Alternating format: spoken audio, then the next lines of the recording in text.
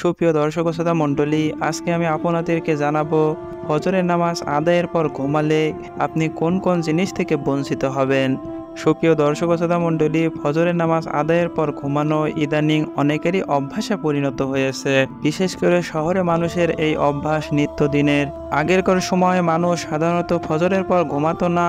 ফজরের পর তারা হয়তো কোরআন তেলাওয়াত এবং জিকির আজগার করে বই পড়তো অথবা কাজে বের হয়ে যেত। ইসলামের শিক্ষা মূলত এটাই।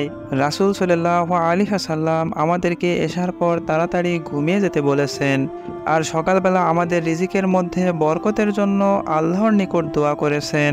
তাই অধিক রাত্রি পর্যন্ত জাগ্রত না থেকে দ্রুত ঘুমিয়ে পড়া সুন্নত, যাতে ফজরের পর ঘুমিয়ে বরকত থেকে বঞ্চিত না হতে হয়। হাদিস শরীফ থেকে বর্ণিত হয়েছে, রাসূল সাল্লাল্লাহু আলাইহি ওয়াসাল্লাম এশার নামাজের পূর্বে ঘুমানো এবং নামাজের পর অহেতুক গল্পগুজব করাকে খুব অপছন্দ করতেন। তবে ভালো নেক কাজের জন্য এশার পর জাগ্রত থাকলে সেটা ভিন্ন কথা, যেমন মেহমানের সাথে কথা বলা, ইসলামী আলোচনা করা, পরিবারকে সময় দেওয়া ইত্যাদি। সুপ্রিয় দর্শক ও শ্রোতা মণ্ডলী, তাড়াতাড়ি ঘুমানোর অনেকগুলো উপকারিতা রয়েছে, যেমন ফজর নামাজের জন্য খুব সহজে পূর্ণ শক্তি ও চাঞ্চলতার সাথে জাগ্রত হতে পারা, শরীরকে আরাম দেওয়া, কেননা দিনের ঘুম রাত্রের ঘুমের ঘাটতি পূরণ করতে পারে। শেষ রাতে তাহাজ্জুদের জন্য জাগ্রত হতে ইচ্ছুক ব্যক্তি সহজে জাগ্রত হতে সক্ষম হওয়া ইত্যাদি। সুতরাং উত্তম হচ্ছে এশার পর তাড়াতাড়ি ঘুমিয়ে যাওয়া এবং ফজরের পর না ঘুমানো।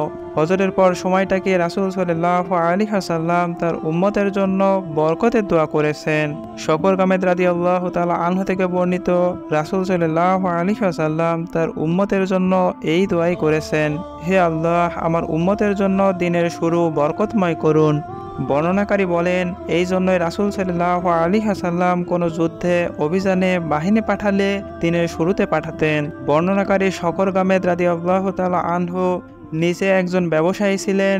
তিনিও তার ব্যবসায়িক কার্যক্রম ভোরবেলা শুরু করতেন। এতে তার ব্যবসায় অনেক উন্নতি হয় এবং তিনি সীমাহীন প্রাচুর্য লাভ করেন।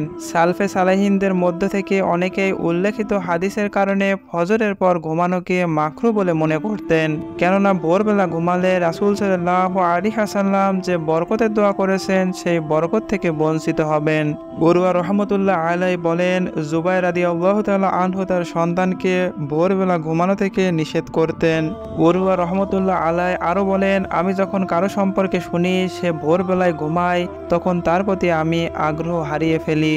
আব্দুল্লাহ ইবনে আব্বাস রাদিয়াল্লাহু তাআলা আনহু তার এক সন্তানকে ভোরবেলা ঘুমাতে দেখে বলেছিলেন, ওঠো, তুমি কি এমন সময় ঘুমিয়ে আসো যখন রিজিক বন্টন করা হয়? সুতরাং আমরা এশার পর তাড়াতাড়ি ঘুমিয়ে যাব, অহেতুক গল্পগুজব করব না। ফজরের নামাজ আদায় করে কোরআন তেলাওয়াত ও জিকির আজগার করব, তারপর না ঘুমিয়ে হালাল রিজিক অন্বেষণের জন্য বেরিয়ে পড়ব, আর দিনের ক্লান্তি ভাব দূর করতে দুপুরে গায়রুল্লাহর সুন্নত আদায় করব। মহান রাব্বুল আলামিন আমাদের প্রত্যেককে ফজরের নামাজের পর বরকতময় সময়টাকে সৎভাবে কাজে লাগানোর এবং রাসূল সাল্লাল্লাহু আলাইহি ওয়াসাল্লামের প্রতি সুন্নত সঠিকভাবে আদায় করার তৌফিক দান করুন। আমিন।